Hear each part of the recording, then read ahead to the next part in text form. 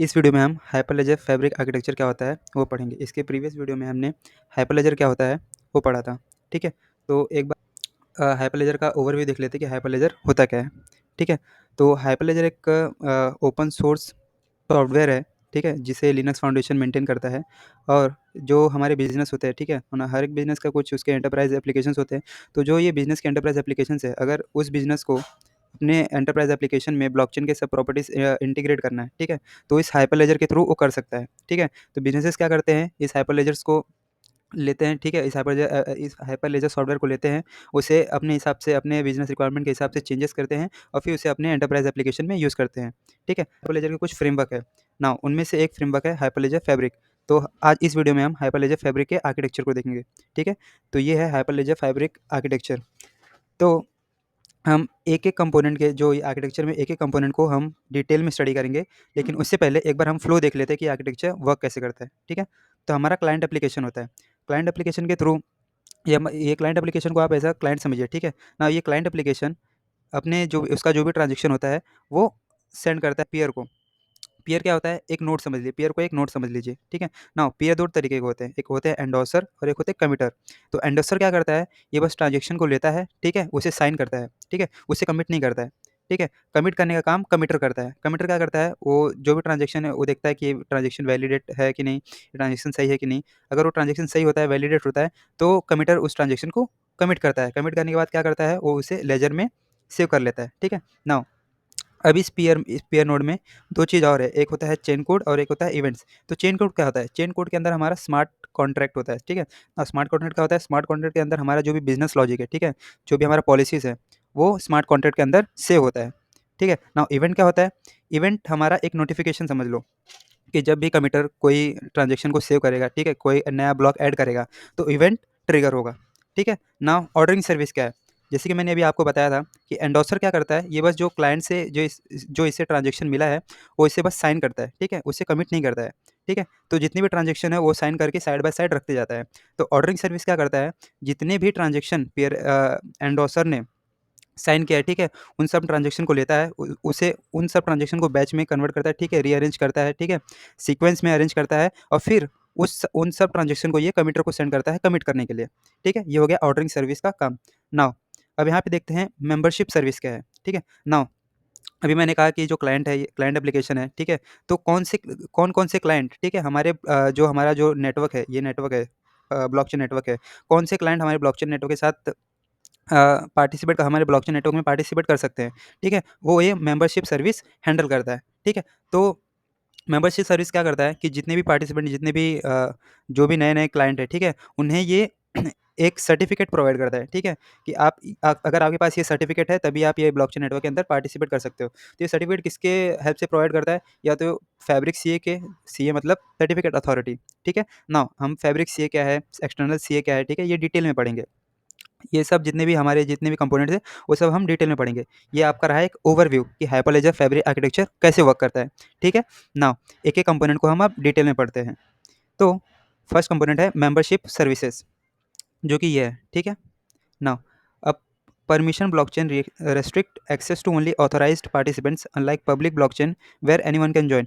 Now इसमें क्या होता है, ये हमारा एक ये हमारा जो भी एंटरप्राइज़ एप्लीकेशन है, ठीक है? तो इसमें ये एक परमिशन ब्लॉकचेन होता है, जिसमें रेस्ट्रिक्ट मतलब कुछ जो ऑथराइज़्ड यूज़र है, बस वही एक्सेस कर सकते हैं, ठीक है? अनलाइक पब्लिक ब्लॉकचेन जिसमें कोई भी एक इंडिविजुअल उसे पब्लिक ब्लॉकचेन को जॉइन कर सकता था, ठीक है? Now the membership service provider MSP manages who gets permission to join the network and ensures participants are verified. Now हमारा एमएसपी डिसाइड करता है कि कौन से पार्टिसिपेंट्स को एक्सेस देना है हमारे ब्लॉकचेन नेटवर्क का और कौन से पार्टिसिपेंट को एक्सेस नहीं देना है, ठीक है? और ये एंश्योर करता है कि जो भी पार्टिसिपेंट को हमारा एक्सेस मिल रहा है ब्लॉकचेन नेटवर्क का, वो वेरिफाइड हो, ठीक है? नाउ एक एग्जांपल के थ्रू समझ लेते हैं कि मेंबरशिप सर्विस एक्चुअली क्या होता है, ठीक है? Now in supply chain network involving Walmart का एक एग्जांपल हम देखते हैं, ठीक है? फार्मर्स, डिस्ट्रीब्यूटर और रिटेलर ही हमारे वॉलमार्ट के साथ इंटरैक्ट कर सकते हैं, ठीक है? MSP ensures only this verified participant can access the blockchain and transaction. तो बस फार्मर्स, डिस्ट्रीब्यूटर और रिटेलर हमारे ब्लॉकचेन नेटवर्क के साथ इंटरैक्ट कर सकते हैं और जो ट्रांजैक्शन है वो परफॉर्म कर सकते हैं। बाकी और कोई भी एंटिटी हमारे वॉलमार्ट के साथ इंटरैक्ट नहीं कर सकती और ट्रांजैक्शन परफॉर्म नहीं कर सकता, ठीक है? Now MSP handles identity management by assigning digital identities to each participant. If a new entity wants to join, MSP can register them after verifying their credential. तो ये जितने भी हमारे पार्टिसिपेंट्स हैं, जितने भी हमारे क्लाइंट हैं, ठीक है? एमएसपी क्या करता है, उन सबको एक आइडेंटिटी प्रोवाइड करता है, ठीक है? उन सबको एक आइडेंटिटी देता है कि अगर आपके पास ये आइडेंटिटी होगा, तभी आप हमारे ब्लॉकचेन नेटवर्क में पार्टिसिपेट कर पाओगे या फिर नहीं कर पाओगे, ठीक है? If a new entity wants to join, अगर किसी नए एंटिटी को जॉइन करना है, ठीक है? तो पहले उसे एमएसपी रजिस्टर करता है। किस बेसिस पे रजिस्टर करता है? वो देखता है कि उसका जो भी क्रेडेंशियल है, वो क्वालिफाई कर रहा है कि नहीं इस ब्लॉकचेन नेटवर्क के अंदर ऐड होने के लिए। अब देखते हैं certificate authority CA and fabric CA module क्या है, जो कि यहाँ पे जो कि मेंबरशिप एमएसपी जो जिनका यूज़ करके हमारे पार्टिसिपेंट्स को सर्टिफिकेट या फिर डिजिटल आइडेंटिटी देता है, तो उन्हें अब हम समझते हैं कि वो क्या है, ठीक है? Now, Fabric provides a certificate authority (CA) module which act as a trusted agency to issue digital certificates. These certificates act as a proof of identity for participant. Now, Fabric certificate authority क्या करते हैं? ये digital certificate participant को issue करते हैं और उन certificates को ये मैनेज करते हैं, ठीक है? Now this certificates act as a proof of identity for participant. Now ये जो सर्टिफिकेट है वो इनका जो पार्टिसिपेंट है उनका identity proof as identity proof use होते हैं, ठीक है? Now X.509 is a standard for digital certificate used in many secure systems. Fabric CA can integrate with any public key infrastructure PKI to handle certificate issuance and management. Now, ये जो certificate public fabric CA module offer करते हैं, provide करते हैं participants को, इसके बहुत सारे टाइप होते हैं ना। एक टाइप है X.509 जो कि स्टैंडर्ड है डिजिटल सर्टिफिकेट के, ठीक है?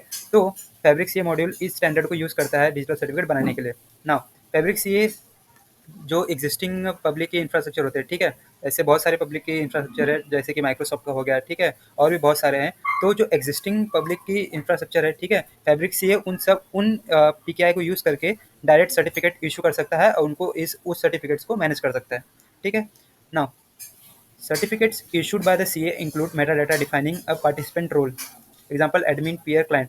तो जो सर्टिफिकेट ये फैब्रिक सीए मॉड्यूल पार्टिसिपेंट्स को इशू करता है, उन्हें देता है, उसमें वो इन सर्टिफिकेट्स में मेटा डाटा भी डिफाइन होता है। नाउ मेटा डाटा क्या होता है? मेटा डाटा को हम ऐसे समझ सकते हैं कि इन्फॉर्मेशन अबाउट डाटा, ठीक है? नाउ जब ये सर्टिफिकेट इन पार्टिसिपेंट्स को दे रहा है, तो उन सर्टिफिकेट्स में उनका आइडेंटिटी तो ठीक है, लेकिन उस पार्टिसिपेट का क्या रोल होगा ब्लॉकचेन नेटवर्क के अंदर, वो भी उसके अंदर डिफाइन होता है। जैसे कि ये जो पार्टिसिपेंट है, ये तो एडमिन होगा, ये तो पीयर होगा, ये तो क्लाइंट होगा, ठीक है? तो उसका वो रोल डिफाइन उसके अंदर उस सर्टिफिकेट के अंदर उसका रोल उस पार्टिसिपेंट का रोल भी उस डिजिटल सर्टिफिकेट में डिफाइन होता है।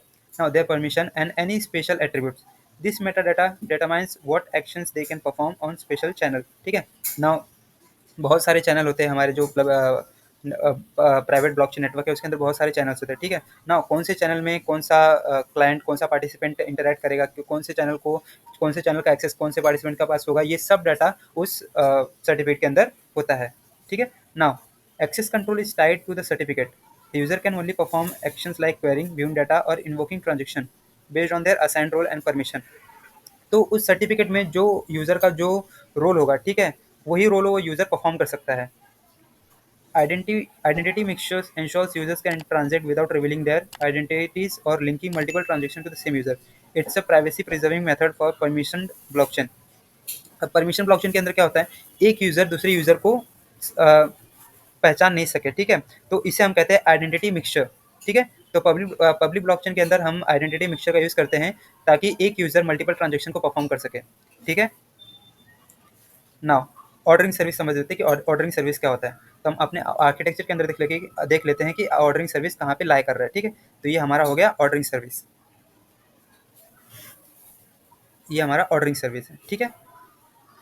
तो ऑर्डरिंग सर्विस का क्या रोल था? जो भी एंडोसर ट्रांजेक्शन इसे देगा, ठीक है, वेरीफाई करके, तो ये इसे रीअरेंज करेगा, उसे वेरीफाई करेगा, ठीक है, उसे बैच में बनाएगा और ये कमिटर के पास सेंड कर देगा उसे कमिट करने के लिए, ठीक है? तो द ऑर्डर नोड, ठीक है, ऑर्डर नोड किसे, ये जो नोड्स है, ठीक है, इसे हम ऑर्डर नोड कह रहे हैं। The order node organises transaction into batches, science them for authenticity, ये उसे साइन करता है और एक ट्रांजेक्शन को वेरीफाई करता है कि ये ट्रांजेक्शन ऑथेंटिक है कि नहीं, ठीक है? And creates a hash chain to maintain the order of blocks. अब उन ट्रांजेक्शन को ये एक चेन में कन्वर्ट कर देता है, ठीक है, कि पहले ये ट्रांजेक्शन आएगा, उसके बाद ये ट्रांजेक्शन आएगा, तो एक ऑर्डर डिफाइन कर देता है उन ट्रांजेक्शन का, ठीक है? Now the ordering service collects all transaction arranges them in the correct order and packages them into block. ठीक है, the block is then send to peers for validation and commitment. तो ये जो ऑर्डरिंग सर्विस है इसका main काम क्या है, ये ट्रांजेक्शन को लेता है, उसे अरेंज करता है, उन सबको पैकेज करता है, उन सबको एक ब्लॉक में पुट करता है और इस ब्लॉक को ये फिर वैलिडेशन कमिटर के पास, जो हमारा कमिटर नोड था उसके पास सेंड कर देता है उसे कमिट करने के लिए। ठीक है, नाउ पीएस देख लेते हैं। पीयर हमारा अगला कंपोनेंट है हमारे आर्किटेक्चर में। तो पीयर पीयर नोड क्या क्या कंटेन करता है, उसमें है endorser, committer, ledger, chain code, events. ठीक है, तो इन सबको हम डिटेल में वन बाय वन स्टडी करेंगे। Now peers are node in the hyperledger fabric node network. तो एक नोड होता है, ठीक है, हमारे जो भी हमारा हाइपरलेजर फैब्रिक नेटवर्क है, आर्किटेक्चर है, उसमें एक नोड है। They are responsible for executing smart contracts and storing the ledger data.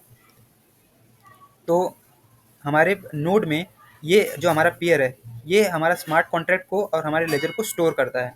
ठीक है, ना टाइप्स ऑफ पीयर, जैसे कि हमने देखा था कि हमारे पीयर में एंडोसर है, ठीक है, कमिटर है, उसके बाद इवेंट है, उसके बाद चेन चेन कोड है। ठीक है, तो ये हमारे टाइप्स ऑफ पीयर है, उसके अंदर जो हमारे जो भी हमारे पीयर के अंदर जो भी कंटेंट है हमारे, वो हमारे टाइप्स ऑफ पीयर है। To ensure determinism consistent behaviour across nodes, hyperledger fabric uses two types of peers. Now endorser peer execute a transaction but do not commit it. They ensure the validity of a transaction proposal. Now जो भी transaction हमारा client के पास से आता है, ठीक है, वो उसे वेरीफाई करता है, ठीक है, वैलिडेट करता है, लेकिन उसे कमिट नहीं करता है। ठीक है, एग्जाम्पल के लिए समझ लेते हैं। The client sends a transaction proposal to endorser, endorser peers execute the chain code logic and return a response without committing the result.